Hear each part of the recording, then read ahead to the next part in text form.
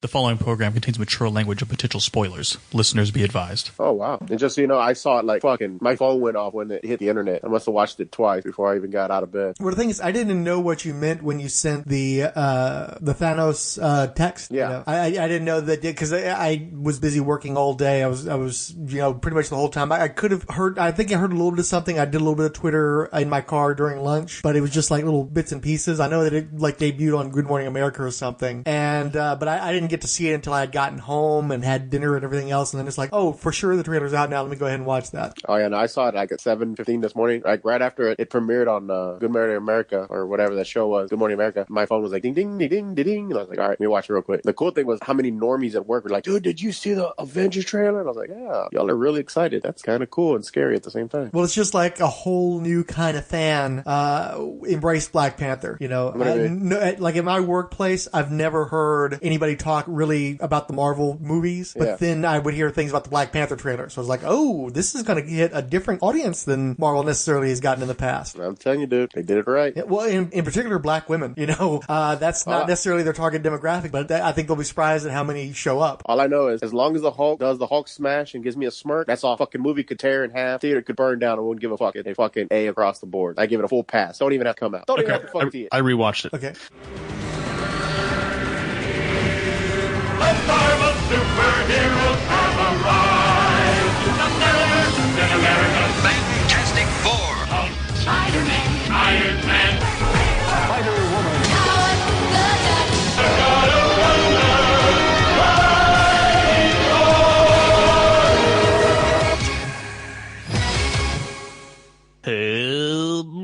Welcome to my superhero podcast. This is a emergency, all hands on deck edition. Something I don't know. Yeah, Right, hey, what do you guys want to talk about? Oh, did you guys see that Avengers Infinity War first trailer came out? Did you guys see this? Well, yeah, we actually had this conversation while you were watching it. I'm just going to edit that in. we were discussing this already earlier. We literally just had that conversation. I was watching the trailer. I told you I had it turned up. I couldn't hear a word you guys were saying. Had you watched it prior, though? Yeah, I've watched it like 5 times, but we're going to talk about it right now. So I watched it real quick before we talk. I'm literally having it play in the background as we're talking. So what do you want to talk about? Is there anything we want to give a thumbs up, thumbs down? What do you guys want to talk about? You want to talk about No. I mean, well, Mr. Fix was going to talk. What were you going to say? Oh, I think he was actually just orgasming. Yeah, it looks exquisite. It looks like just fuck off. What is that? I almost wish they had dropped this trailer the same day the Justice League came out. That'd have been just so fun to watch. That would have been cruel. That wouldn't have been necessary. No. That would have just cemented themselves. No, but that's just it. The entire internet has decided that Justice League has killed the DCEU essentially. Everybody has just gone to town on that movie, and I think if Marvel had jumped in, that would have been just too cruel. That would have been Kryptonite Prison Shank. That's just not needed. I don't know, dude. I see these DC fanboys on the boards, and man, they're just like venomous. They're just like fucking just striking like crazy, just anything. They're reaching for anything. I was reading a bunch of stuff because Matt kind of got me interested in like he loves reading about the bad reviews. So I'm like, I wonder what people are saying. And you could definitely see the divide. Who are Marvel fanboys and who are the DC fanboys? And man, they're just venomous and just like, oh, it looks so cartoony. It doesn't even look real. I was like, what the fuck is wrong with you? Are you talking about what they're talking about the trailer? There's just a trailer. You're talking about Avengers now, not JLA. No, yeah, that's what the DC fanboys were all pissed off. They're saying how the Avengers trailer looks so cartoony. Okay, I thought you were talking about JLA still, or JL. No, it's fake news. It's we're attacking Marvel as a knee-jerk reaction at this point because we're so fucking butthurt. These fucking DCEU snowflakes are just fucking wigging out apparently.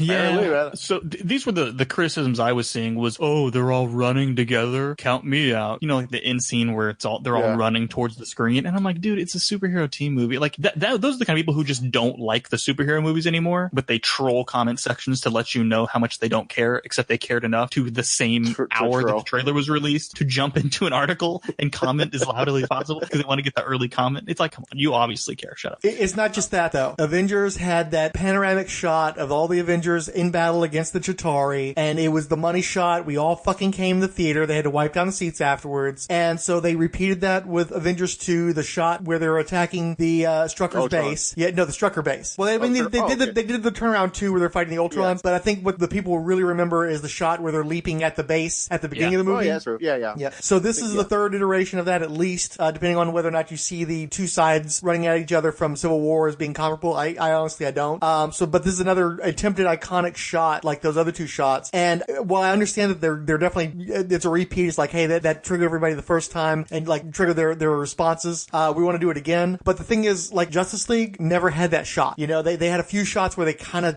you can see where they maybe were trying to make that happen, but they never came close to making that happen. And once again, I think it's this knee-jerk Marvel Venom because DC guys haven't gotten served in that same way. If they had a shot like that in one of the Justice League, in the movie or in the trailers, I don't think they'd be saying shit. But because they didn't get it, they're so angry, they're so thirsty for that shit that they're hating on when Marvel guys get it. You know, this is our third excellent iconic shot, and we're still waiting for that shot with DC and the Justice League. Yeah. I mean, it seems to me like you can't make a comic book superhero team movie without that shot. That's the shot, like you said. I mean, why was that even an insult to have that? Well, not just that, but how did Justice League not have that shot? You know, that should have been like a priority. It's like we need to have at least, if nothing else, that trailer ending shot of a Justice League in action to show what we can do, and that it never showed up was definitely a bummer. I don't want to talk about Justice League anymore. We're going to talk about Justice League a bunch more, but on the back end, let's get back to the Avengers. So the other comment I saw was about the special effects too, which for a trailer, I thought the effects were great in this trailer. I don't know, what are you people watching that you think that what movie has better CGI than these Marvel movies? I don't know what you're watching. What, San Andreas or whatever was that freaking Rock movie? Is that have better special effects? What movie are people watching to have this much CGI that looks better? Because I don't see them. I'm sorry. Like when Thanos walks out of that portal with the two gems on his on the gauntlet, dude, he looks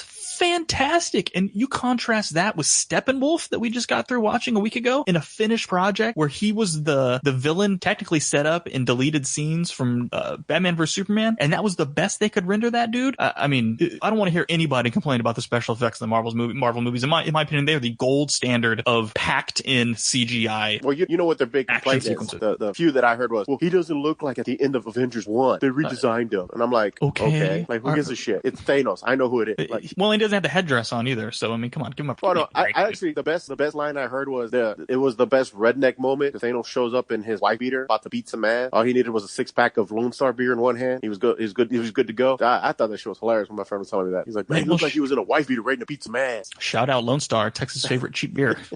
But man, I thought the special effects were great. Now, I have a question though. Okay, I have a question though. The people who are complaining about the CGI, is it a general criticism or is it specifically the whole DC Marvel thing? DC Marvel thing. I think those are DC Marvel related. Okay, because I actually I'll chime in with some criticism. Actually, no, hold on, wait, I take that back. No, I've heard legit reviewers that think that all the CGI in these Marvel movies, since they all look the same, because they're supposed to, because they're all technically all one contiguous story in one, or they're all the same universe.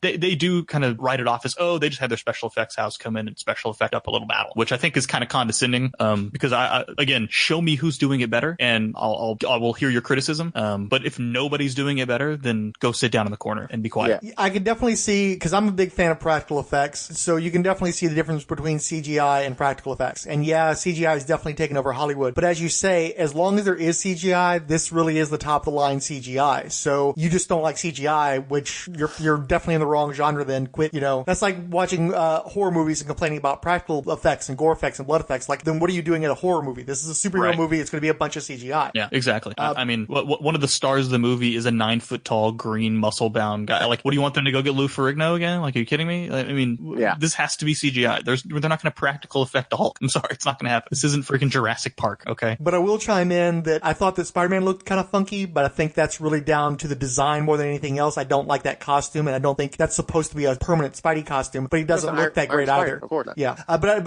I just don't think that's a great design, so I didn't like the way that he moved in those shots, but it's not a deal breaker for me in any way, shape, or form. Well, honestly, I haven't liked an Iron Man design since Iron Man 2. I think he, did Avengers 1 come after Iron Man 2? Yes. He looked pretty good. His Age of Ultron suit was terrible. His Iron Man 3 suit was terrible. I haven't seen Homecoming yet, so I don't really know what that armor looked like, but I think the CGI on Iron Man always looks good, but I just think they've ruined his armors. I don't know why they keep evolving the armor and adding all this weird yellow and junk to it. So, I mean, I get that. If you want to say some of the character designs are bad, that's fine, but I think it's to make him toyetic. They want to be able to sell a new batch of toys, so they always come out with a new armor. They do that in the comics nowadays too, and I remember you being a fan of a few of the classic armors, and then it seemed like every couple of years they were giving us a new Iron Man armor, and that never stopped. And so I didn't appreciate when they did it. You didn't either, and this is just an evolution of that into the cinematic universe. Yeah.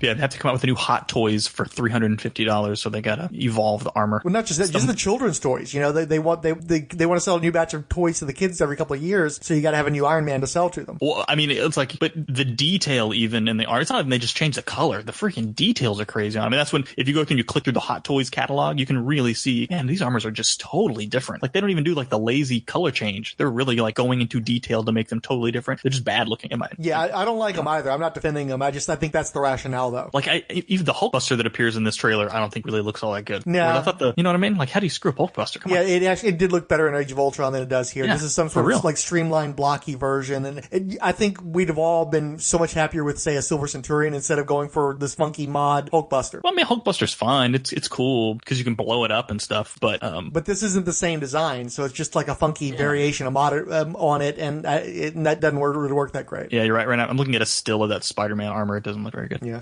and then Paquita had a major complaint too. That's noteworthy is I asked her general opinions, and she only had a very few. She wasn't very impressed with the trailer in general, but her number one complaint was that she was underwhelmed by Thanos. She said that he didn't look like he did in the earlier movies. He didn't look as impressive. He just looked like some big purple guy. So she missed the ornamentation on his suit and the grandeur that he projected from that. She thought he was a little too soft looking too, where she felt like he was blockier and more imposing looking in his earlier appearances. Okay, I think that we saw a 2-minute trailer, so I'm not willing to go. I mean, he's obviously not sitting on his throne lecturing people. He's going in, he's fighting. So if he doesn't have the full headdress on, for all I know, we're looking at flashback scenes here. I don't know. Well, I think it's a conscious decision. I think what they realized was that there was a bunch of characters that were big and grandiose looking in that way, and I think that they actually decided to strip him down on purpose, either because they want to have him stand apart more from a bunch of the other characters they've had in these superhero movies that are starting to get a little samey, or also they may be building up to him putting on the full regalia for the next movie. I think that's just probably want to show their actor. They paid Josh Brolin a shitload of money. You kind of want to see him come through the CG, and that's what I look at whenever I look at the stills. He looks really real. Yeah. I mean, he's got stubble. I mean, he's got the creases on it. I mean, he's got like light creasing on his scar. It looks like on his forehead. Yeah. I mean, and the lines that come down on his cheeks. I mean, he is incredibly detailed.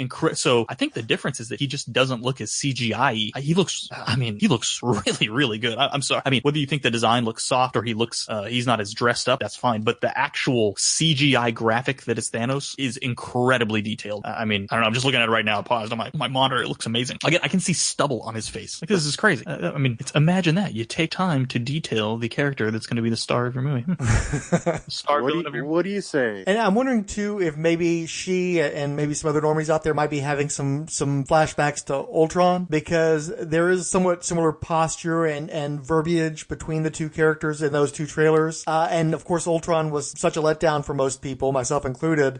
They might be afraid that Thanos won't be able to live up to these trailers and his braggadocio. I have confidence because I love Thanos, and I think that Marvel has learned their lessons, and I just have more faith in the Russos following the two Captain America movies than I do Joss Whedon. Even though he hit it out of the park with Avengers, he just couldn't bring it for this next movie, and I'm hoping the Russos are more up to the task. Sorry, I'm literally just staring at the stills of Thanos. He looks amazing. I don't know. I don't get any complaints about Thanos. I reject them all. I think people are just taking shots. It feels like that more. I mean, I'm just waiting now. So what do we think about Vision? I like that they showed him turn into human form. Kind of interested about that. That's kind of cool. Yeah, I'm wondering if that's him maybe undercover hiding from Thanos. Trying to look more human. I'm sure they didn't give you enough so you can kind of play with it. Like that's what I like about it. I mean, you could be right. I could be right. I don't know. Or maybe it's just that's the evolution they've gone. They've fallen for each other, and he asked Tony to make him a more, humanoid skin, or maybe he's learned to kind of do it himself. Yeah, given that he produced the cape and everything, I think he could probably manifest a more human form. Yeah, because that's how that's right. He's not really Vision. He can like adder and thing like that. Yeah, so that's probably what it is. I think it's interesting because you're getting to see them doing a comprehensive Marvel universe. They're not going in chronological order, and I think that they're really leveling up on the Vision and Scarlet Witch, where they're like getting to like the 70s and 80s incarnations of those characters. So we're going to get to see who they became rather than being stuck with them in their original form for like movie after movie after movie. We're already kind of jumping a few decades into those characters and their relationship. Mm-hmm. Yeah, I think that's right, and that's what they're doing. I also think that we're maybe moving toward a John Byrne action with the Vision. I think that they're going to set up his embracing humanity just in time for him to get debooted, or not killed, but I think he's going to become something considerably less than he had been with the absence of the Soul Gem. Well, I will say they're a little tricky with this trailer here. When you see whoever that is with the staff stabbing Vision in the that the mind gem or soul gem? I'm getting these all confused, dude. I think he has mind gem. I couldn't remember. Yeah. Okay, who had the soul gem then? That's the last one we haven't seen yet. That's the one with Adam Warlock would have. Oh, okay, or more than likely it's in Wakanda then. Yeah. It doesn't matter. Whatever gem he's got. So in the trailer, they're stabbing him in the head, right? On the gem. And then the next scene is Thanos dropping the gem onto the gauntlet. But those are two different gems because his gem glows yellow throughout this trailer. The Vision's does. And the gems on the gauntlet throughout are not yellow. They're like no, there's one blue and one purple. Yeah, so that's got to be like Tesseract and the ether or something like that. Ether, yeah, those are those two. So I will say, because they do that now where they play with the different scenes. They'll put them out of order to make you. Hell, they might have filmed scenes that aren't even going to be in the movie anymore. Oh, I guarantee you that's going to happen. But and don't forget CGI chicanery too, just like what they did with Thor and his eye for the Ragnarok trailers and such. They hid that. They just CGI'd it so that he had two eyes in all the trailers, and then all of a sudden you find out that he's only got the one. That's true. They have that glow on his forehead when he's in his human form. Does he actually have that? Does he become human because he loses the gem later on? Or is this him being human before he loses the gem? It's very easy to just throw that little light effect on his brow just to throw us off. By the same token, it'd be just as easy to change the color on one of the Infinity Stones so that you didn't know that he'd just gotten the visions. So we don't know anything, especially based on anything CGI related. I'm just saying, looking at the stills, whoever is taking the gem out of his head is not Thanos. I think those are probably his Black Orders Order. or Dark Order or whatever they are. Yeah. So then the literal next scene is him dropping the stone on. I'm guessing those are two completely different scenes. He may get the stone out of this scene, but I think those are two totally unrelated scenes. They just pieced them together that way to make it look like, oh, they got Vision. Oh no, he has Vision Stone. Yeah, but I still think I kind of think that they're going to do the thing where they show us the increasing humanity and the deepening relationship, just so that they can tear those two apart and turn Vision into an actual android like he was after Byrne got done with him. Absolutely, because they're only going to be in one more movie, maybe, before they possibly reboot this whole damn thing. So I kind of want to see what Thanos does to the Nova Corps, because that's where one of the stones is at. Yeah, that's right. And that hasn't even been addressed. That might even be in a later movie for all we know. I think that's going to be the opening scene, something like that, where after what happens to Thor and them after Ragnarok, that's one stone, that's the Tesseract, and then the next one is the Nova Corps. You got your three stones there. You still got the one with Vision, and then you're missing the Soul, the Soul Stone, and we're not sure who has that one yet. Even though I don't know. Well, it is interesting to see just how much of a direct continuation this movie is of Ragnarok, and how they're basically doing a lot of stuff that I said that I wanted to see them do in Ragnarok, where Thanos is the one who's going to basically kill all. Like they made a big point of Asgard is us. We're Asgard. We're all in the ship, and I think Thanos is just going to fucking wipe them all out, and they'll play it for the tragedy it should have been in Ragnarok. That certainly appears what happened. Loki stepping over bodies and cowering as he hands the Tesseract to somebody. Yeah, that certainly seems what happens. That freaking Thanos wipes that ship out. Well, and it's funny too because you've got that circle now too, because the whole thing starts with Loki trying to get the Tesseract to Thanos, and that's what he finally ultimately does. Yeah, man. And I will say, since I haven't seen Homecoming, does he not use his spider sense in Homecoming? No. There was a fella, David Taylor, I think his name is, who I was listening, who did like a big Twitter rant about that, and specifically was saying that they did not have that, and that this was not his Spider-Man for lack of spider sense. So I do think that it was a trailer moment where they're like, no, we haven't forgotten. See?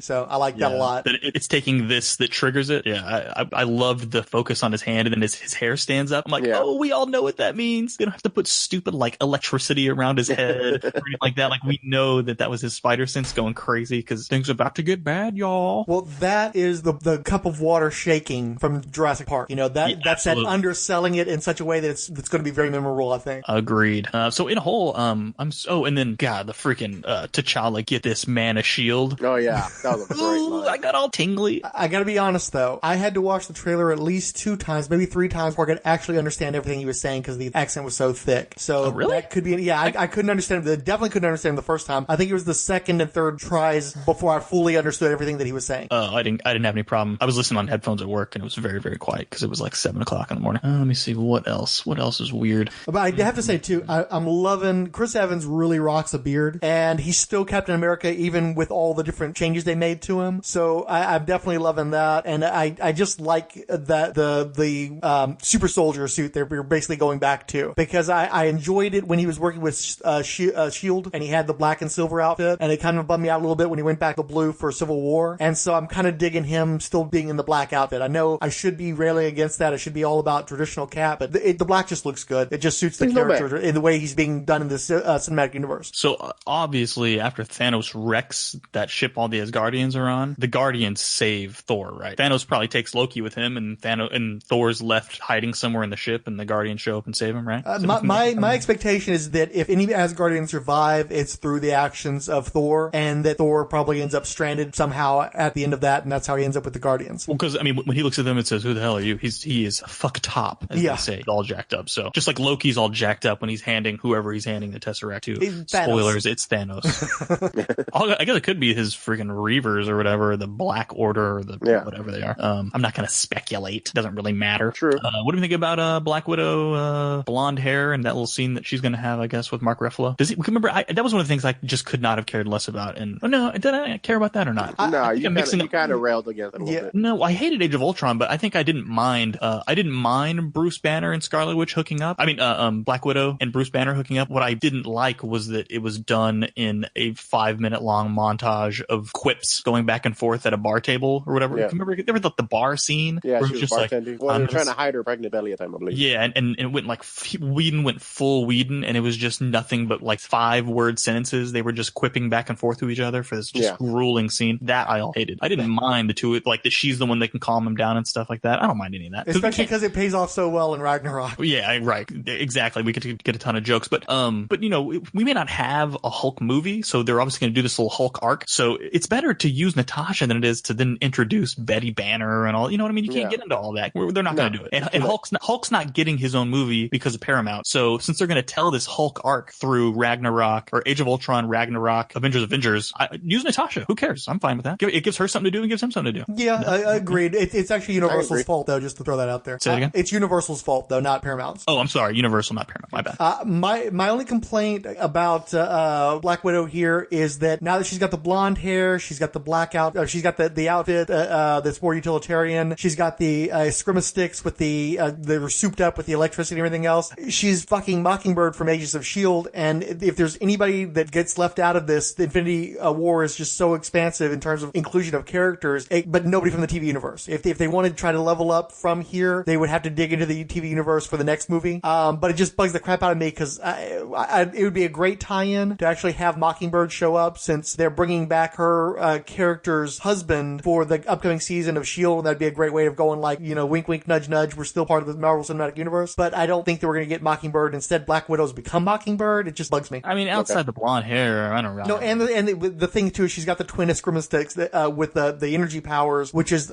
basically throughout her appearances on the show was Mockingbird's thing. Okay. So they've given they've given Black Widow Mockingbird's thing, and yet in Civil War, what I loved is they finally started using the Widow's sting, which I've been waiting for them to do for movie after movie. I thought for sure it'd be in Avengers, and they didn't for some reason. And now we finally have the Widow's sting, and then we're ripping off Mockingbird now. It's like, God damn it, give me Black Widow full stop. You know, quit fucking holding back the full Black Widow treatment. What scene is she using batons? If you look at all of the merchandise tie-ins, movie posters, all that stuff, yeah, and you can still see them in the trailer. You can see them on her back, and I think she used that a little bit too in Civil War, if I remember. Like, I think was it Civil War or Age of Ultron where she used sticks a little bit? I'm not remembering any sticks. Okay, well, trust me, you're gonna get to see the sticks in this one. Okay, cool. I'm fine. Whatever. I don't watch Agents of S.H.I.E.L.D., so to me, none of it exists. Sorry, can't sympathize. But speaking of S.H.I.E.L.D., this trailer starts with Nick Fury, which I thought was very interesting and very telling. I really feel like they're almost treating this as the end of the Avengers trilogy and going back to the beginning with Nick Fury with the Avengers Initiative. And I'm a little worried about Nick Fury, given that we don't see him, we only hear him. So say that again. Sorry, you cut out for 1 second. You said... Oh, sorry. I'm a little bit worried, given that they've created this cycle of the Avengers Initiative starts with Nick Fury, that it may also end with Nick Fury. And since we don't see him in the trailer, I'm curious if he's,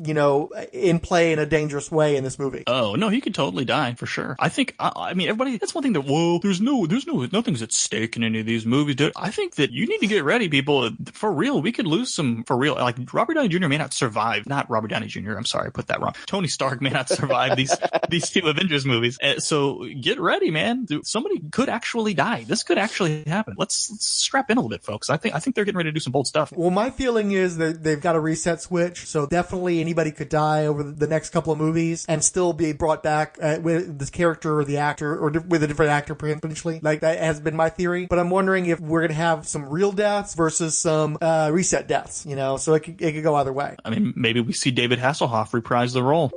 You know what I'm saying? Maybe we get get the Hoff coming back to take Samuel L. Jackson's spot. Hello? Yeah.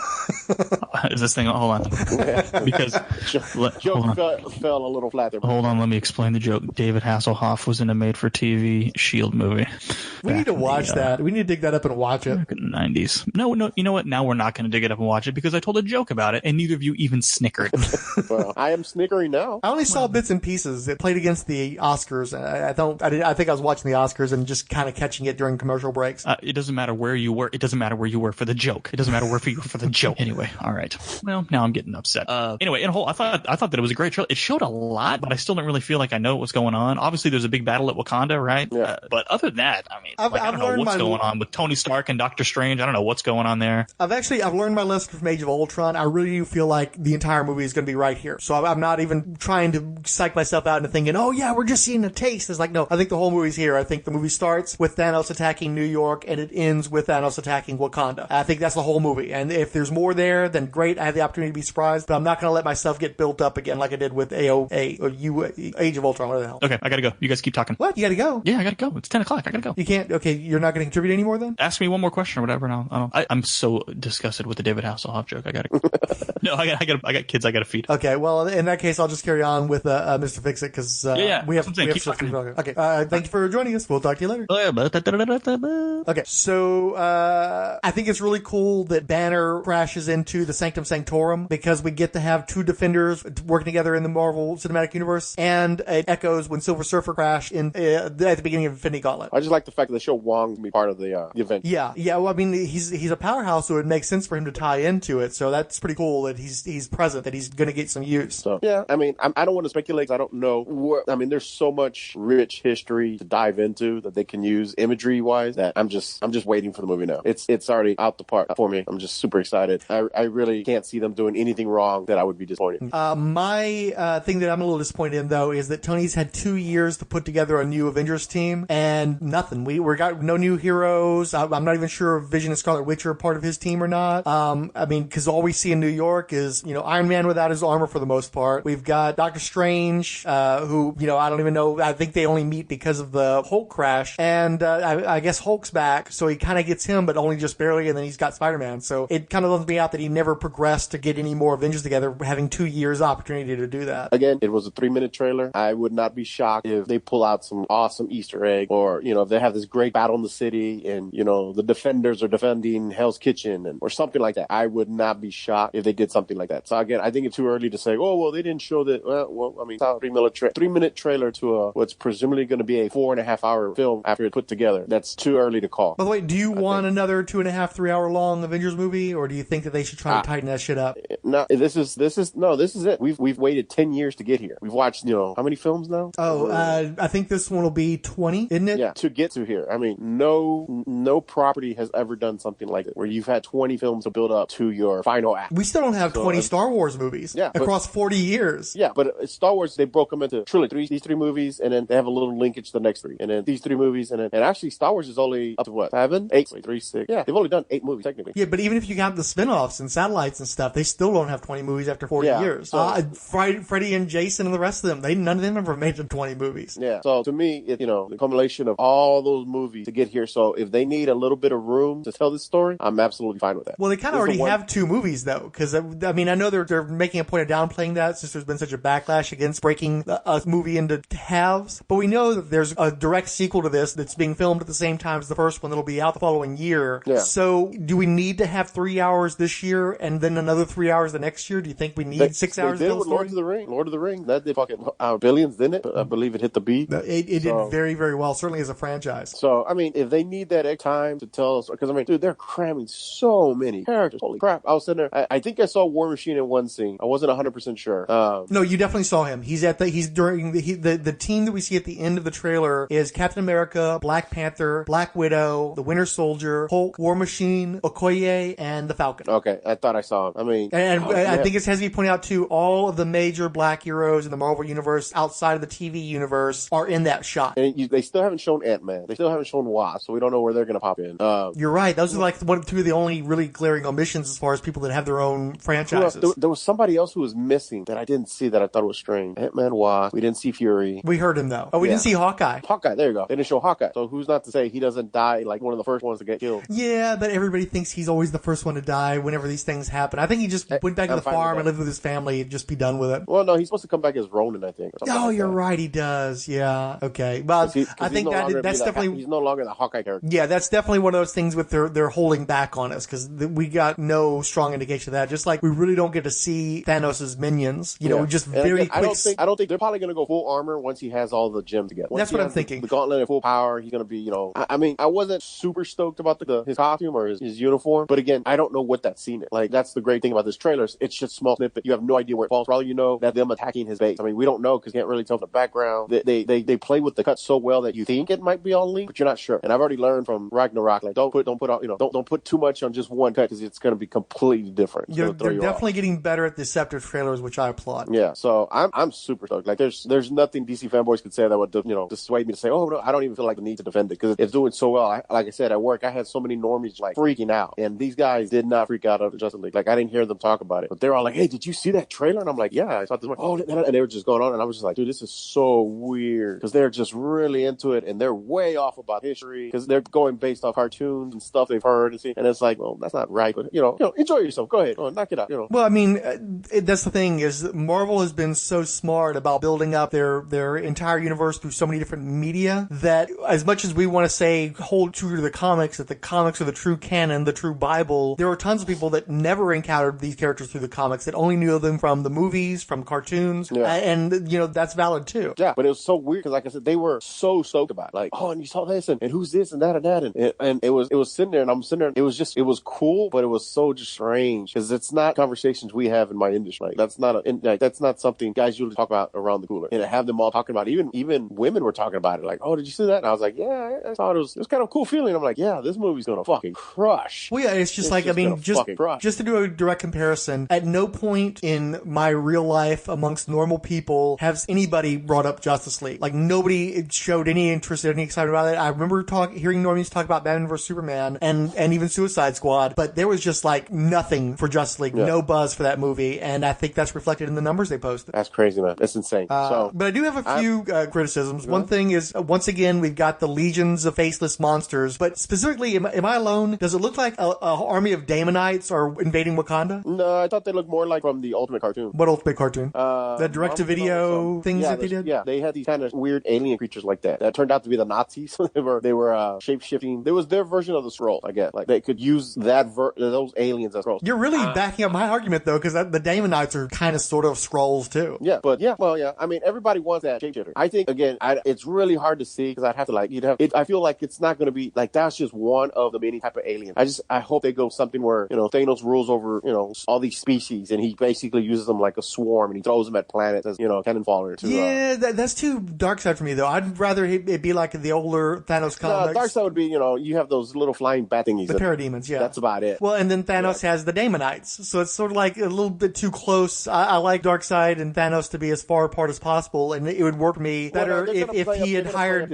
I mean, Thanos going to have horsemen, which I'm not... But that's Apocalypse, and too. It's just that I don't want Thanos to be like them. That's why I'd much prefer it if he had been like the older comics where he had a whole bunch of mercenaries. I hope they do it more like the newer comics where they're his children, and he's a fucking abusive father towards them. And he's just but like that's a bastard. Fucking Darkseid too, man. The whole story of Darkseid is it's a royal family, and it's all his fucking kids and relatives and shit. It makes him too much like Darkseid. I hate when they fucking do that shit. I don't want a movie about these bullshit characters that got invented a few years ago. I want a movie about Thanos. They can't have Thanos running around beating up all the Avengers by himself. Right. That's why you have a bunch of mercenary aliens where you do all kinds of cool designs and make it more like the bounty hunters from Star Wars or the diverse aliens that we had in Ragnarok. They do his bidding just like Gamora and her sister. And I mean, I don't know where they're going to go with it because they didn't do this not in the original Infinity Gauntlet. And the newer stuff I've read, I've liked what they've done with Thanos, but he's not at his high level power again. He's Well, hadn't he like dying or something from what I heard? Yeah, I was reading one. Yeah, he was dying. He was basically dying from the inside, which weakened him. So he was actually, I guess you could say, I mean, he could be taken down. And I haven't finished reading those. I've gotten up to like issue 8, and I thought there's so much to read nowadays. But I don't know. I mean, I'm curious where they're going to go with it. The Russo brothers, I have total faith in them. I hope they do take them in a different direction. I don't want to see what I've already read. I've already read that. I know that. I don't want to walk in there and watch them put on screen what I've already read. You can take ideas from that. But give me something. You take it in a new direction where I'm just kind of like, well, no, I didn't see that coming. That's kind of neat. That's a different take. I want that. The normies, they don't care. They've never seen it. I'm a huge Thanos fan. I was a fan of Thanos before Thanos was huge. Like, you remember, that was one of my favorite villains. I was always like disappointed that he didn't do more, and now he's on the in the forefront, and I'm just kind of like, okay, he's here. I'm a little nervous now. We're on the main stage. What's gonna happen?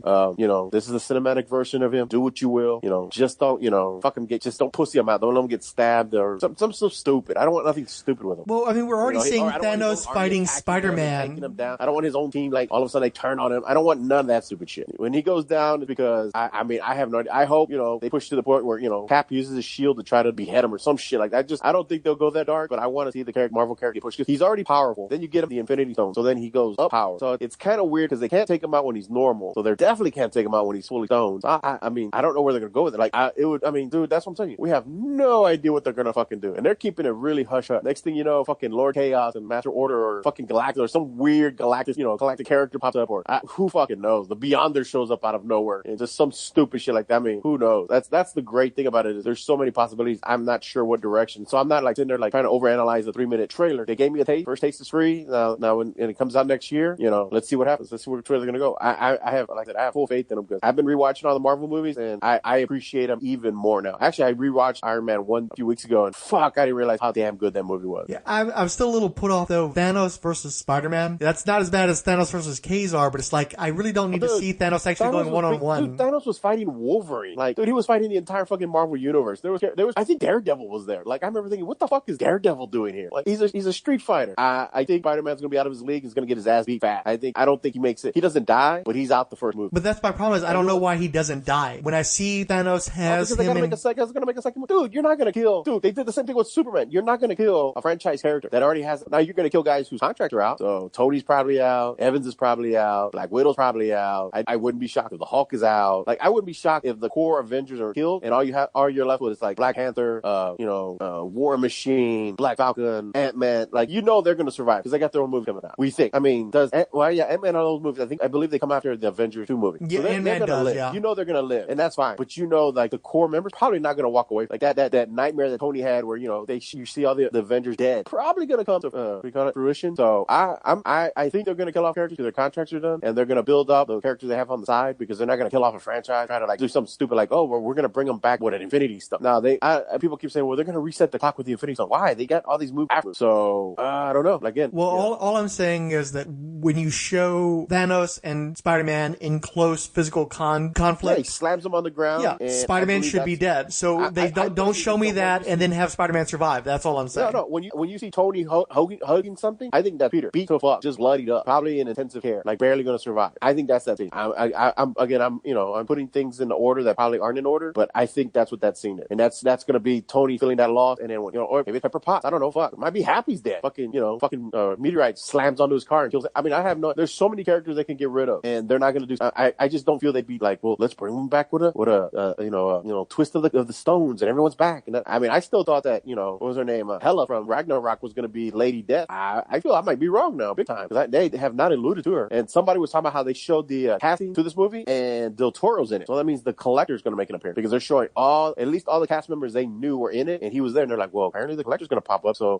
I'm thinking the beginning of the movie is him just popping stones from all the other movies until he gets to Earth, which we'll probably have 2 stones here. The one on Vision, and I still don't know who has Soul Gem, but it's probably going to be somewhere here on Earth. Why else is he attacking Wakanda? They must have one of the gems. Maybe. I have no idea, but he gets the gems from the other movies, shows up here, wants to get and I'm pretty sure the movie's going to end with him, all the stones together and whatever's going to happen, and then the movie ends, I'm going to lose my shit because I'm like, what the fuck? I need closure, and I'll have to wait a fucking whole year for it to come. I'm feeling that's where we're going. Well, I'm fine with that. My hope is that the Infinity War basically takes the place of Thanos Quest, where it's him collecting the stones, and then we move on to the Infinity Gauntlet. I think that's one of the reasons why this used to be Infinity War Part 1 and Part 2, and they haven't told us what the second title is going to be, because I think that's what's going to happen is he's going to get in the classic suit, he's going to have the Infinity Gauntlet, they're actually going to call it Infinity Gauntlet, and then that's when things get blown up as far as the cosmic spectrum. We're going to actually get to see what cosmic toys Marvel still has in their arsenal, given how much of that stuff is over at Fox, apparently. Oh, yeah, I'm telling you, I'm so excited, because I want to know, because they've been making deals. They're doing shit, like I said, I say it over and over, they're doing shit no one's done before, but they're doing stuff like you said, for all we know, fucking the Fantastic Four show up at the last minute, or some,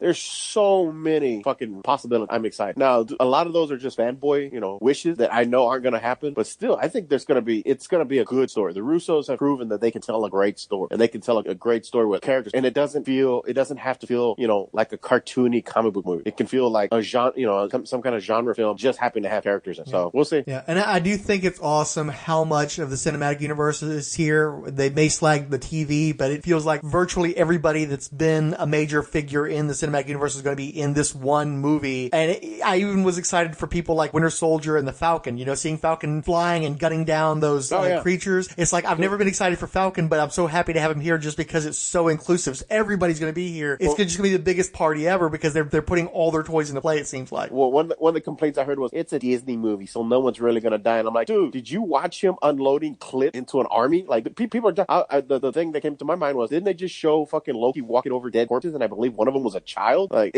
I think this is, supposedly Marvel has 20 movies after this, so I'm sure, I wouldn't be shocked if Falcon survived and he gets his own movie and they make him the new Cap. And in the comic, I enjoyed it. Yeah. I was going to say, I think we're definitely going to see some deaths in this. Whether or not they're going to be permanent or erased down the line, don't know. But I think that they know that now is the time to show that Marvel movies have stakes. I think we're definitely going to see some people get capped in this movie. No, absolutely, dude. There's no way everyone's walking away from this movie. And I'm super excited about that. Like, I think they're going to do what DC was trying to do, the darkness, but not so fucking just like a fucking Debbie Downer from hell. Like, just, Jesus, so sad, I want to slip my wrist type thing. I think it's going to be, fucked up, they're going to die, people are going to get upset, the earth is going to be left in shambles. Dude, who knows? I'm excited. Fucking May cannot get here fast enough. Well, and it just goes to show how big Marvel's balls are too, because so much of this obviously takes place in Wakanda, and that movie ain't come out yet. Yeah. There's so much of this movie is hinged on this movie. I mean, I think it's a great selling point because I think everybody knows now you've got to see Black Panther before you see Avengers Infinity War, because all the shit's going to get laid out there. All those characters are going to be important. And I love that's like they've got such cojones. It's like, oh, we're promoting this movie and you haven't even seen the movie that half these characters appear in. So I guess you're going to just go ahead and do the twofer, right? We know you're going to see it anyway, but. Well, I thought it was kind of strange. They were already kind of alluding to a lot of shit that happened in Ragnarok, which I was like, Ragnarok just fucking ended. I mean, they show Thor with one eye. So,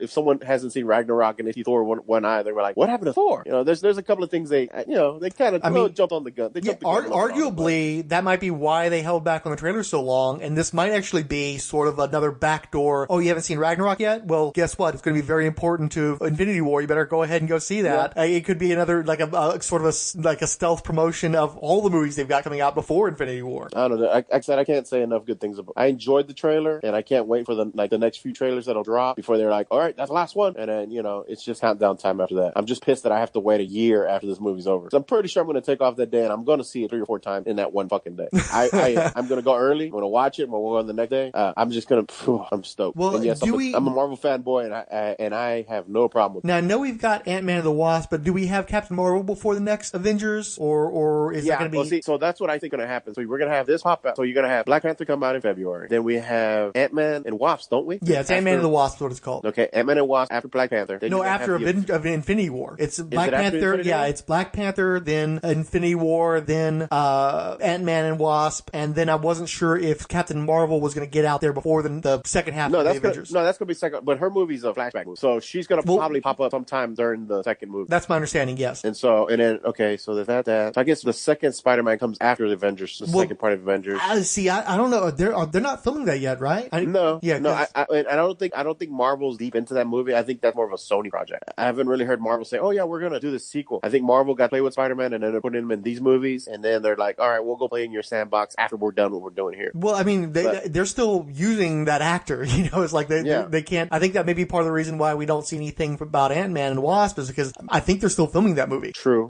Why do I feel there's another movie that's missing? I just feel like there's a movie missing that's not coming to me. So that's my take so far, man. We'll talk about the next trailer when it comes out. Well, and I want to say too, we can definitely affirm at this point, I think, that Alan Silvestri's Avengers theme is up there with the great superhero themes. Oh fuck yeah! I was humming that song all day at work today, and at one point, one of my friends at work, we were both doing it at the same time. Dun, dun, dun, dun, dun, dun, dun. It was because I was walking by and I heard it, and I turned around, I said, "Are you watching the trailer?" He goes, "My 4th time," and I started laughing, and we started kind of goofing around about it. It's fucking a great thing. Yeah, I mean, it absolutely. As soon as you start hearing it, you start conjuring up all these great images from the Avengers. It's right up there among the top ones out, I think. Oh yeah, definitely up there. And I love too that they did such a great job too of giving you a new arrangement of it to give it that dark, tragic feel to it, where you're like, oh shit, they're really breaking the Avengers out of this movie. Yeah, true. I can see that. And I think that's actually one of the major problems that Justice League had is is that they started out with their toys broken and then tried to pretend like they were magically fixed, but they never earned the pathos, they never earned the supposed weight in those movies, where Marvel has spent so much time building this stuff up that if they do go tragic, if we do see them death, they have absolutely earned the emotional resonance that has. You know, you're scared for these characters, you're scared for these snakes. No. I think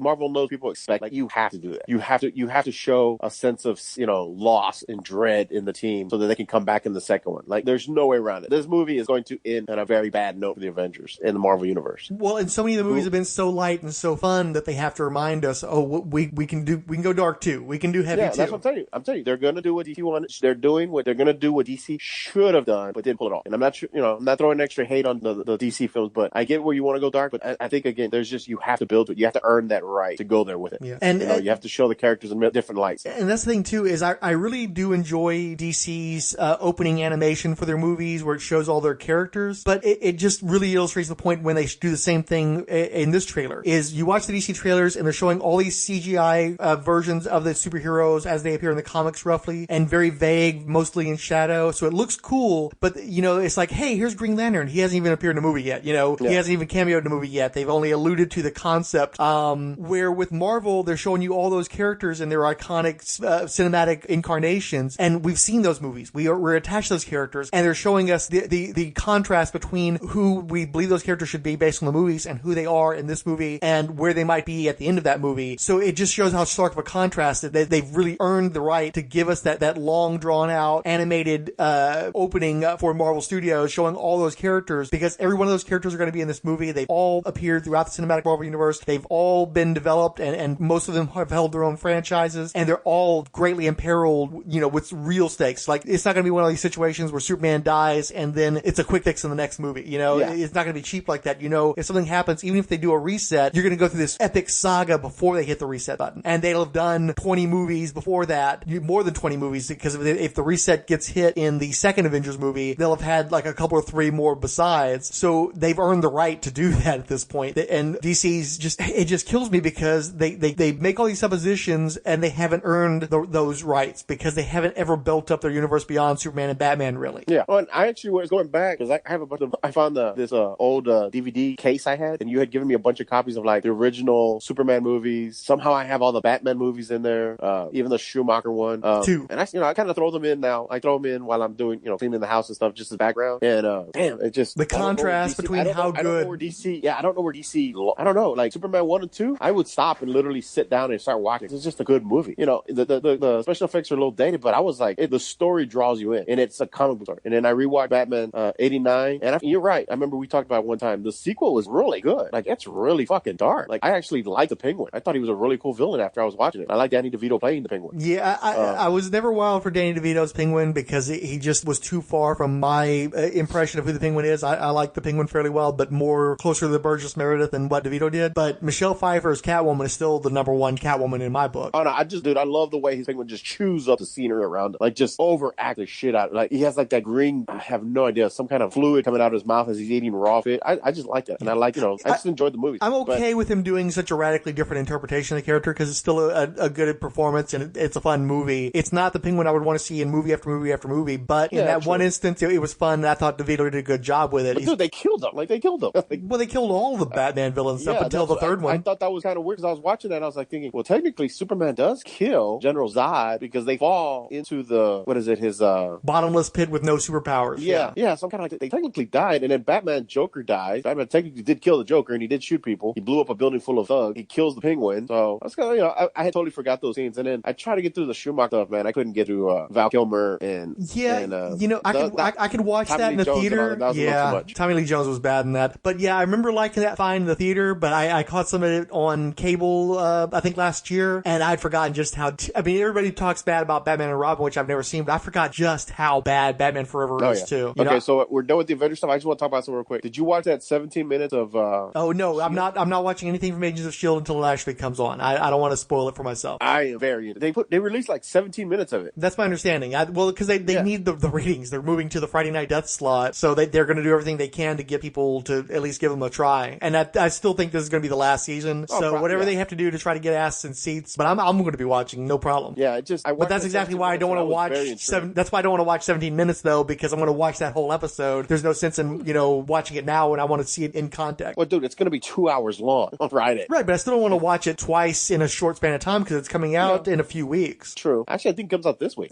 Maybe. It's early December. I don't remember if it's... I think it comes out this Friday. Is it? Oh, shit. Like, okay. Yeah, because they're like, watch it Friday, the 2 hour premiere. I was like, 2 hour fucking premiere? Like, fuck, that's a long ass premiere. Well, I think they got a lot of shit to set up because they're going to do a bunch of space stuff. I really sincerely think that they're going to have something significant to tie into Infinity War. I think that's why Marvel wanted to keep the show on the air for that last season, is I think there's going to be something important in this last season that's going to tie into their big that would movie. be awesome if all of a sudden Coulson and them show up in the Avengers movie. That would be great. Anything to acknowledge that, yeah. I still think they're going to allude to the Defenders. Like, I think they're going to give a nod to, like, cause again, you're like, well, they didn't build it. I think you're going to see the Defenders pop up. You're going to see S.H.I.E.L.D. pop up. I think it's going to be very small. I think you may be right, but I think it's going to be very small. So I'm not going to build up too much. I think it's going to be like a screen time. Yeah. If anything, it maybe, they allude to them, or it's a quick glance at them, or you kind of just get, you'll see them in the background. All you need is some green screen shots of Luke Cage holding up a wall, Daredevil, jumping and saving some people from a ledge, that kind of shit. That's all you really need. The scene I want is the Defenders in the street helping people, looking up, and you see the Vision fly above them toward the fight, and they're like, above my pay grade, let's keep going. Just help people on the ground. This is above our pay grade. All you do is you reshoot that sequence from Born Again, where where Thor shows up and a man speaks and he commands the lightning. You don't obviously it wouldn't be Thor since he's going to be otherwise occupied, but that same scenario where all of a sudden these gods are among you and you're like, oh shit, and then they're pretty much gone as soon as they came. But it kind of in reverse because it'll actually be the Defenders are just like, oh shit, and then the Defenders are gone and we carry on with our main heroes. And then you do something like S.H.I.E.L.D's up in space and they see Thanos' ships in the background and they're just like, something's happened on Earth, and then that's it. Oh, I fucking guarantee they're going to see it coming beforehand. Yeah, that makes total sense. You show something like that and you're just like, perfect. All this shit is just, they tied the entire, every aspect of,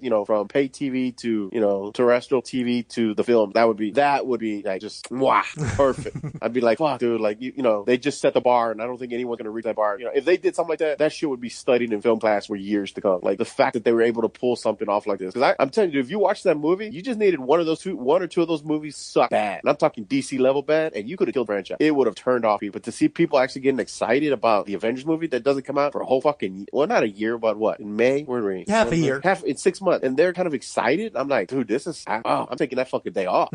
Like, I am not going to work that fucking Friday or Saturday. I'm making sure I'm off that day, that Friday, or that Thursday night. No, I'm taking off that whole weekend. I'm taking off Thursday, Friday, Saturday. And I'll probably go see it with you, and I'll go see it with Fryho, and whoever else wants to see it. I'm going to go see it because I'm just super stoked. I suspect that I'll either take off the Thursday or the Friday.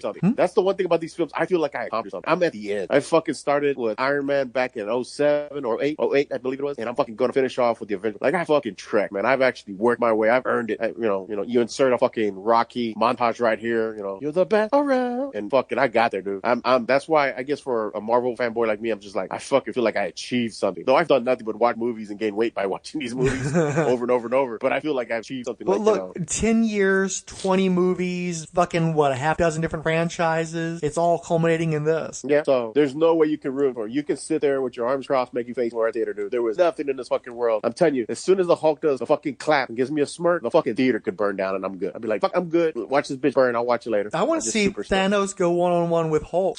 Especially because he'll have a couple of skins by then, dude, so he could totally do it. There's so much shit, dude. Like, again, you still have, that's right. After this movie, you still have Guardians Volume 3 because that's supposed to kickstart the next, but they're not filming that yet either. So yeah, no, dude, it would be amazing. Well, no, they're not going to show Adam Warlock because he's still not great, dude. I mean, there's so much. I would love to see the in-betweener, some shit like that. Just, I want to see once Thanos puts on that gauntlet and all the gems are. I would love if they did a montage of like all these galactic creatures in space feeling it. Like, holy shit, we just felt God. And that's the thing too. Infinity Gauntlet is actually a good blueprint because most of the cosmic beings that appear in that are available to Marvel. Like all the ones that were in Fantastic Four, with the exception of like say Galactus, maybe a few other ones, they weren't really a big part of Infinity Gauntlet. So you could really stick with those guys that we saw, the Chaos and Order and the Celestials, and most of those guys, Eternity, they're all available. And the thing is, that right there, that would be your quick montage for the fanboy. For us, for the normies, they're like, what the fuck is all that? What are these characters? Who's it? Like, that would be a little confusing for them. But for me, just give me a fucking 30, 45 second little snippet of all these, galactic. I want to see Infinity look into the space like he felt it. I want to see the in-betweener, imprisoned in that bulb, look up. Like, they all look up because they feel Thanos has the gauntlet now and he has the stones again. And they're all like, oh, there's a new player in town. Fuck, dude, you do that scene, I will fucking jizz right there, dude. I'm done. I think you have to. I think that's what you have to do in the next one. Again, if they do go Infinity Gauntlet, I think that that he does have to complete the gauntlet because they're going to set up that next movie. And once he does that, you're going to have to go really, really big. And it makes, especially since there's so much Doctor Strange in this trailer, I suspect that we're going to see somebody like Eternity from his books that's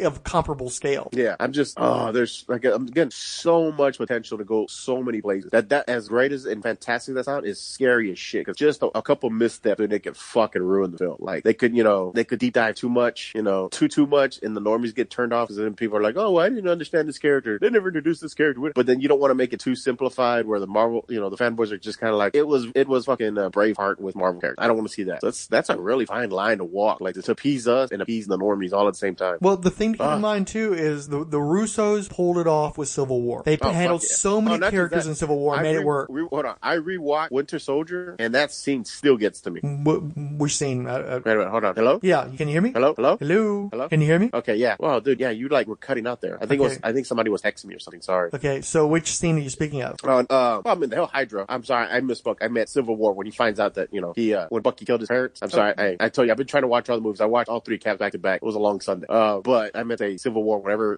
he's like, you knew. Yeah, I knew, and I didn't tell you. Dude, that scene still was like a gut punch to me. Like, because I started realizing, like, if you watch Guardian, the father betrays. In Civil War, your best friend betrays you. Like, dude, that's just that's rough. Well, and again, the Russos managed to handle all those characters, that enormous battle, and still have a strong central story that carried throughout the movie as well. There was personal that involved these key characters. So they've shown that they can balance that, and better than virtually anybody. So if anybody can handle this, I have faith in them. So yeah, I'm just excited, man. We'll see what happens. Okay, so here's my last big round here. Given what we've seen with Infinity War, given the track record of Marvel, right? Because we kept making this comparison, where does DC go from here?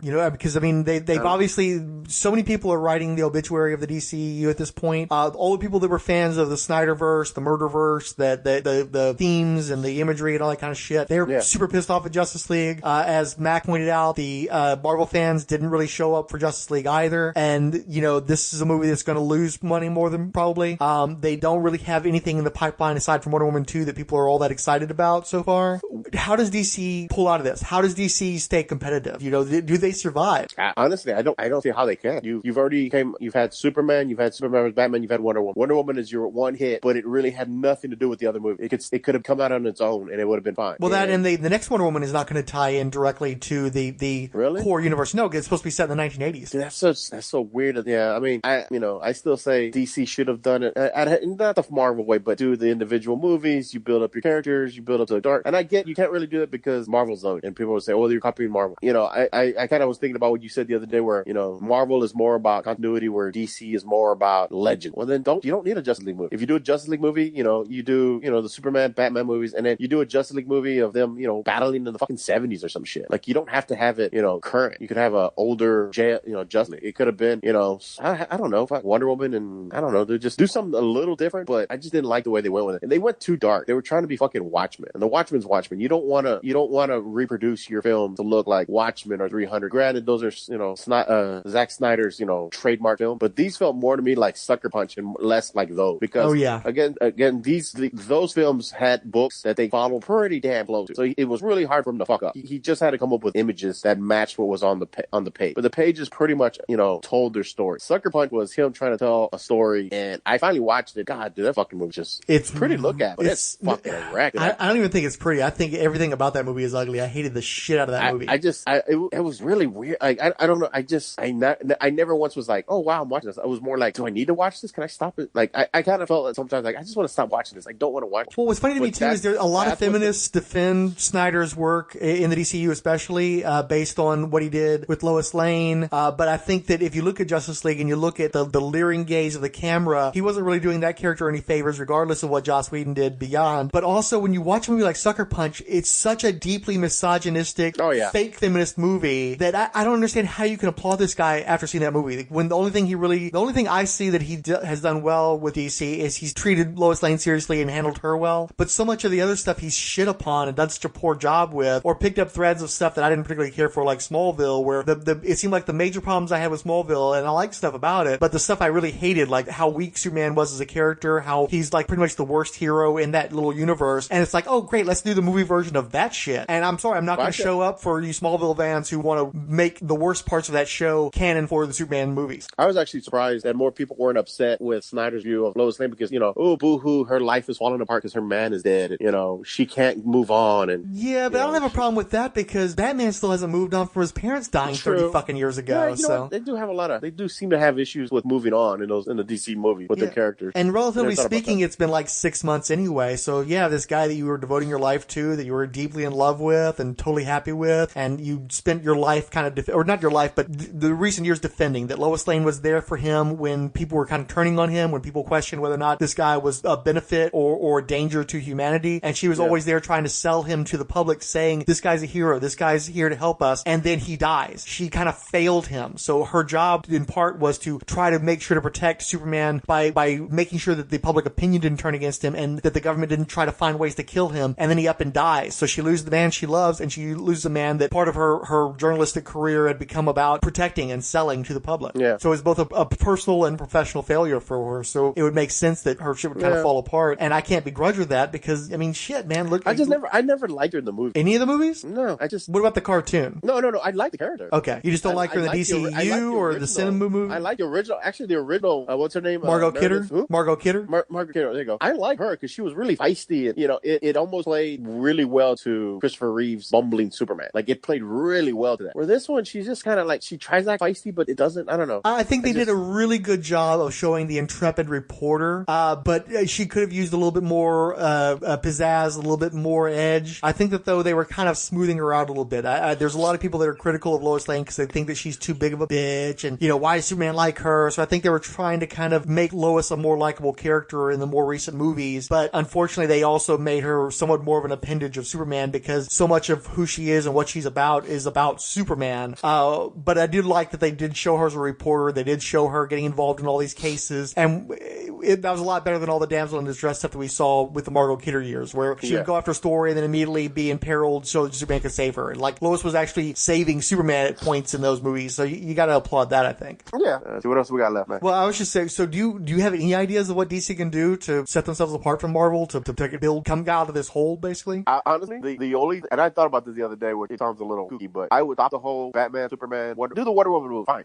They're what do you call them? Films that are set in certain time period, like time period pieces. That's fine. They're islands. Wonder Woman, you do that. You stop doing Batman and Superman movie, and you go do the New God, or you go and you do the Quest movie. I would love to do the Quest. I think that's kind of cool movie. Oh, absolutely. You don't do any of the back characters. That's too fucking easy. Actually, I'm not sure that I agree with that. I almost think that the one section of DC that they've been able to fairly consistently do quality work in is Batman. I think they ought to do a Batman cinematic universe. Batman movie, though. You have too many out there. You have my Batman. You have the new Batman, like the new people coming up. I feel like they're Batman. Like there's too many Batman. It's almost like you fucking need something to bring all these Batmans together. There's just too many of them. You give Batman a real break. Don't fucking make film after film after film. I get it that he's a cash cow, but you're gonna drain the fuck out of that character where people are like, oh my god, his parents are dying again. What did the Joker do this time? That's the problem with Batman. Unless you do like the fucking Court of Owls or Arkham Asylum, something different. But what you do is you take some of the, like kind of what Marvel did with Doctor Strange, Ant-Man. You take these little less known characters and you make just a small budget film. You don't have to fucking go insane with $200 million. You make a nice cool little action film with them. You make it different, and people are like, well, that's kind of a cool character. And then you build up. Okay, well then the Question. All of a sudden, Batman maybe make an appearance in the Question movie. Hey, that's kind of neat. Okay, yeah, you see what I mean? You kind of build up to where they're at. Because the problem is they started with those franchises, and even if we don't want to, we're still going to judge them against the franchise we've seen in the past. Like I don't know. I've read so much Batman that it's hard for Batman to surprise. The last time I was surprised, Court of Owls. I thought that was a cool story arc. Everything after that has just been kind of like, ugh, like okay, like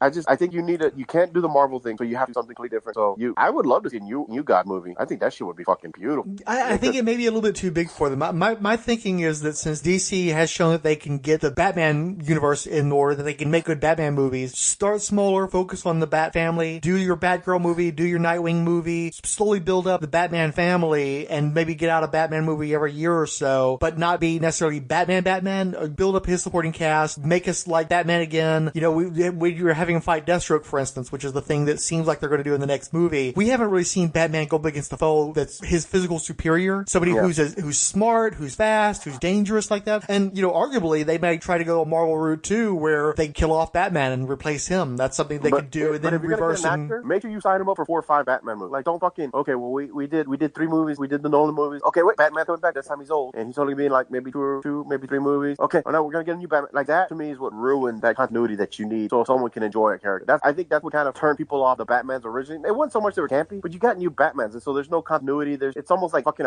you're reading a bunch of Ellsworth. Like, who gives a shit? You know, this is Batman 441 Edge C. And I'm like, okay, who gives a shit? Like, I don't care. There's no need for me to see them all because they're not linked. They don't connect to each other. Who gives a shit? Where, you know, if you kind of need to go that route if you're going to build a fucking trend. The only reason Harry Potter does so well is, I mean, it's already a fan base built into it, but the movie's linked. You watch Harry grow up until he's an adult. That fascinating. So you hook him with the first one and you keep him for the next fucking 7 movies, but you build up the character. I mean, to the point where, I mean, honestly, who gives a shit about the new ones except that now they're freaking out because Dumbledore's in there and he's young. And a lot of people I know are like, oh, it's going to be Dumbledore when he's young. And I'm like, well, did you see the last one? And some of them did, some of them didn't, but they were more excited because it's a character they know from the original Harry Potter movie. I mean, you got to hook them with something. Yeah. So. Well, that's what I'm saying is if DC can build up the Bat family and get people excited about that corner, and then you can still have those characters. Shit about the Bat family, dude. Like, you have such a rich history of. I mean, they did it with Wonder Woman. They proved that you can take a character who no one believed you could build a franchise around and do that. Well, plenty of people believed it. It's just Hollywood refused to acknowledge that until she fucking did gangbusters. And I think, again, in my personal opinion, I still think the environment we're in right now just fucking bullshit out of that movie. Like, when people wanted that, they need that hero, that legend. So I could do that. But do they have so many other characters you can do? I mean, I still feel they fucking just dropped the ball big time with Flash. Fucking damn that character. I mean, if you're gonna reboot Green Lantern, but do the Green Lantern Corps. So it's not all about Green Lantern. Did Joss Whedon get fired from Batgirl? That hasn't happened. I don't know if it's going to happen or not. But really, I haven't heard much of anything. Yeah, no, you might have read something I didn't catch. My thing is, I haven't heard anything substantial about any of the DCEU movies since Justice League came out. I think they're figuring their shit out right now. So you think they're kind of in a mad scramble? Look, Aquaman's filmed, so Aquaman's coming out. Wonder Woman was a big hit. They're working on a script now, so that's definitely coming out. There's no reason to sideline that. Everything else right now though is up for grabs. You know, it seems like they're going to go ahead and do the Batman, which I think is their safe place to go. The one thing that they can rely upon is that Batman always sells, so I think they have to retrench with Batman, and that a lot of pressure's got to be on Matt Reeves to deliver on this thing because they need a hit to keep this thing viable. Yeah, but I thought Affleck was out. It hasn't really been discussed. I suspect that's the case, and in fact, Matt Reeves, I think his preferred Batman is Jake Gyllenhaal. What do you think about that? Well, we already talked about this. You said he could pull off a Batman, but you don't think he'll Okay, I didn't remember if we talked about it or not, though, so we'll skip that part. Yeah. I do agree with you, though. I don't know about necessarily New Gods, because I think that's just a little too big and too difficult. Don't they have, I remember you were always showing me all these fucking books, like Checkmate, and don't they got like Horde and... Oh, yeah, no, there's an enormous DC universe to mine. I think that there's two ways of going about it. I think way number one is you go back to all these filmmakers that had tried to get DC movies made in the past that didn't work out. You know, Tim Burton with his Superman movie, Darren Aronofsky with his Batman movie, maybe even, that kind of thing, George Miller with his Justice League movie. You go back to those guys and you try to see if they can adapt some of their concepts to new movies that wouldn't necessarily feature the iconic characters. Like, for instance, Darren Aronofsky's Batman movie was so far afield from the Batman lore, because he was poor and he worked out of a mechanic shop and shit. Well, okay, how about Darren Aronofsky's, Wild Dog movie, or Darren Aronofsky's, Ragman? Let a visionary creator go off and do a character that doesn't have such high stakes as Batman, Superman, Wonder Woman, and just go nuts with it, and give us the true auteur theory without trying to link it all into one shared universe, but just try to go, hey, this is all part of one great big universe, but these creators are going to be allowed to have their creative vision and just go fucking nuts and do a question movie like you were saying. If you're going to have Martin Scorsese come in, don't have him do a fucking Joker movie. Have him do the fucking question. Have him do characters that are more in line with his vision, his aesthetic, and give him the creative freedom to really go nuts with it without people going, ugh, you turn the Joker into a juggalo or some bullshit like that. Yeah. No, don't give us an opportunity to get excited rather than just having a negative knee-jerk reaction to some bullshit you pulled that was too far from the characters that we love and have a specific vision for. Yeah, see, but that's what I'm saying. They need to go, I think, in that direction. I mean, it's easy to say that, and it's hard to do that because, again, they have to sell this massive idea. I don't know, man. That's a really hard question to say, like try to figure out what DC needs to do to kind of change gears, because they've already kind of gone this way. They have to make another Justice League movie. I don't know if they have to. I think that's very much in question. I think they do. The way the movie ended, they kind of have to, man. I really don't think they're going to pick up those threads for a while. I think they've realized that the Justice League isn't the brass ring anymore. Justice League is now a liability because the first movie didn't do well. It may end up losing money. It didn't advance the DCEU, and I don't think they want to try to bite into that. I don't think they want to mess with the new gods. I don't think they want to mess with the team. I think that they're, let's do Wonder Woman, let's do Batman, let's see if Aquaman works out for us, and let's start thinking about exploring some other characters, because the shit we're doing really isn't working, and we can't keep throwing money down this pit at this point. Okay, well, I think they're gonna make their money back on the international market, the DVD market. They need to crank out that Snyder director's version, because people are just kind of got a hard on for that in a pretty big way. I'm curious myself. I'm really interested in that too. And I still like Justice League. For me, it's the Iron Man 2. It's the movie that everybody fucking turned on, everybody's ganged up on, everybody bad mouths, but I think it's really enjoyable and just like a hot mess of fun. But man, people just really hate the movie as it came out. It's a Marvel movie, dude. Like halfway through it changes gears into a Marvel movie, and DC fanboys are gonna hate the fact that you turned a DC movie into a Marvel movie, which was weird because that was the part when I started enjoying the movie. So that movie had a no-win situation. There was no way that movie was gonna walk away unscathed. I mean, when you have a group screaming that they want the original, whatever fucking Snyder had in mind, and you have them fucking writing petitions and shit because they want to see it, I'm like, okay, I mean, I rent it, and for all I know, it actually might be better than this one. Like, I heard some stuff about Cyborg that really fucking pissed me off. So there was some stuff in there I'm okay with that I'd like to see explored, but when they told me what they did with Cyborg, I got hot. Basically, they show him as a football player, they give you a little bit of his backstory, and they have him hanging out with his mom because his dad's absentee, and so they're like driving home from a game where his dad didn't show up again, and Cyborg gets really super pissed off, and he won't stop being pissed off, and it inadvertently caused the wreck that kills his mom and destroys his body. So basically, the thing that makes Cyborg is Cyborg's own fault, where that was never the case in the comic books, and I just don't think that's the way to go about that. I think that turns the audience against that character, and I think that that's the sort of thing that you don't see that happening with the fucking white guys, but also the black guy is going to be to blame for killing his mother and destroying himself. It's like, okay, fuck you guys. That fucking, my blood was boiling when I heard that shit. And that's apparently something that Snyder filmed that could potentially be in that director's cut. I'd have to see it on film before I judge. Maybe it's filmed in such a way that it's sympathetic. I don't know. Nope, don't care. Don't want to see it. Fuck that shit. Cut that fucking shit. I will. I don't care how good the rest of the Snyder's material was. That's in there. It automatically is inferior because fuck that. And I don't want them to pick up that thread if they ever go on doing more stuff with Cyborg. Sorry, I'm not even trying to hear it. I don't care how they filmed it. I don't care what kind of way they jazz that shit up. Nope. Fuck you. Don't do that to the black superhero, guys. Fuck you. Let's just be honest. As long as Wonder Woman's in there fucking murking, you'll be fine. You won't have a problem. But see, I already have that. I already have that in the Joss Whedon cut. So I can fucking totally give the finger to the Snyder version if that's the way they're going to go about things. So I'm curious to see it, but I get the feeling it'll just piss me off. I don't think they'll ever release it. I don't know, man. If this movie, if they're trying to squeeze some more bucks out of folk, and there's already a lot of folks, clamoring for that, I could see it happening. I would definitely rent that. I want to see that. I just want to see how, I bought between the two films are. Like, how different are they? I bought Batman vs. Superman in the extended edition specifically because I was curious to see if it helped, and based on what you guys told me, it did, though. No, that's right. You did buy it. Yeah. Oh, no, it helped greatly, dude. There was so many parts missing. You were like, what?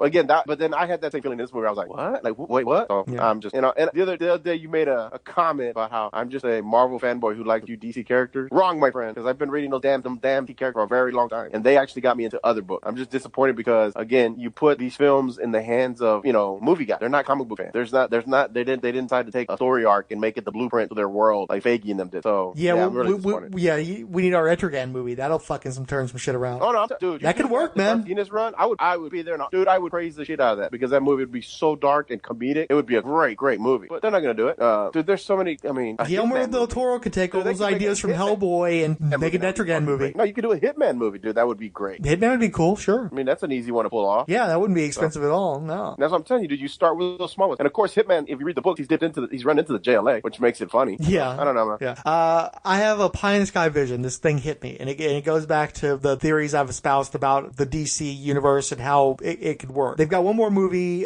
for Henry Cavill under his contract playing Superman, right? So the vision of the movie I had in my mind is it starts out with Superman and the Flash, and they're on a mission together. They're fighting some bullshit character like, say, Dominus. And then in the midst of that, the Flash disappears in the Speed Force, and they don't know what happened to him, and they're kind of mourning the loss of that dude. Maybe they recast him. I don't know. Could happen.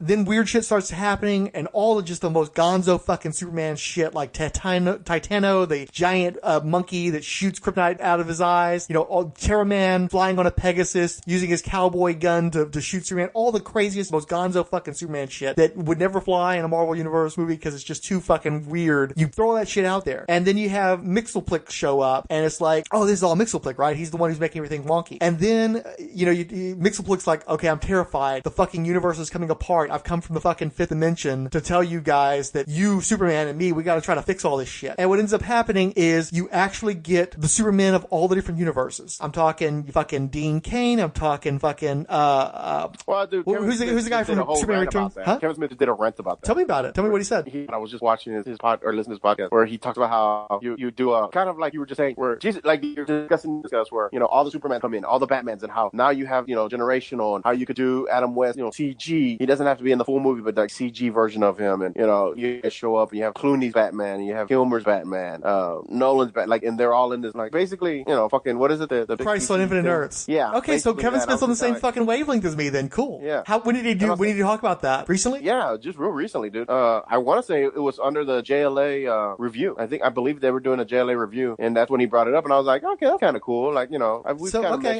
thought I was crazy, but apparently, okay, maybe there's something in the air. But yeah, you go and you get all those actors, you get Michael Keaton, you get Linda Carter, and you do Christ on Infinite Earths, and you basically acknowledge that all this shit happens. It's all part of the continuum of the DC universe, and you basically set up a Green Lantern movie by getting into Krona a little bit too, and the concept of the multiverse, and basically acknowledge that, look, it's all in. All this shit's real. There's all these different Supermans, all these different Batmans. At some point, the Ezra Miller Flash runs into the Grant Gustin Flash from the TV show to let you know even that's fucking part of it. And you just do a great big crisis, because that's the one thing that Marvel can't do, is they don't have those decades of stories with those core characters that are so iconic, that are such a part of what made people superhero fans in the first place. And that's the one way that they can fucking just whip their dick out on Marvel. That's the one place they can go that Marvel can't go, because they don't have, you know, decades of iconic Captain Americas or Iron Mans. So, yeah. And most of those actors, especially the more recent generations, they're young enough, they're fit enough, they can actually still play those characters. And they wouldn't have to even be big cameos, just enough to let you know that we're all in. And you end that movie with, you know, Henry Cavill flying off into the distance and letting you know that there's another Superman coming, and that all this stuff is connected, but it doesn't have to be like Marvel style connected, where it's all so fucking intricately bound together and one story has to bleed into another story, but to let you know there is a DC universe, and that everything you loved is a part of this universe. I think that would be a great thing to reinforce, to remind people that they do love those characters, that they do love this mythology, and that would be the biggest way of saying we're not Marvel, by saying it's all a part of us. It's not this thing that just started in 2008. It's fucking George Reeves, and it's fucking, you know, everybody. It's all in. Adam West, all in. I think that's the only way to do it, to just show that we're something different, that we have something to offer, that we're not just Marvel light.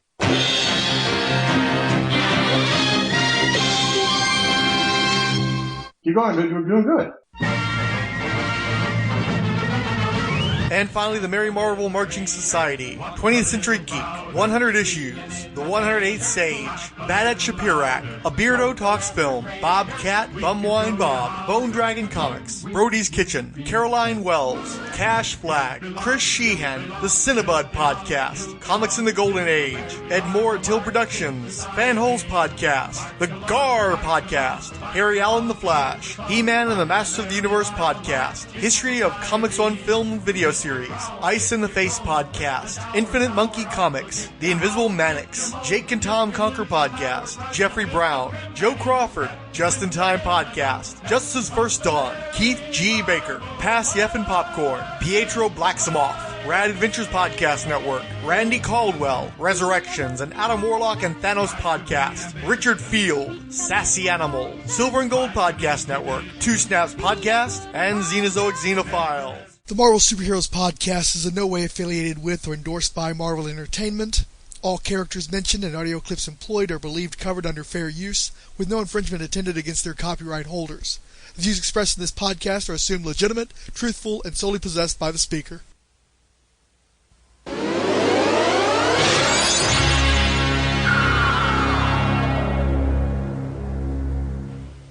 I actually like when you do that in.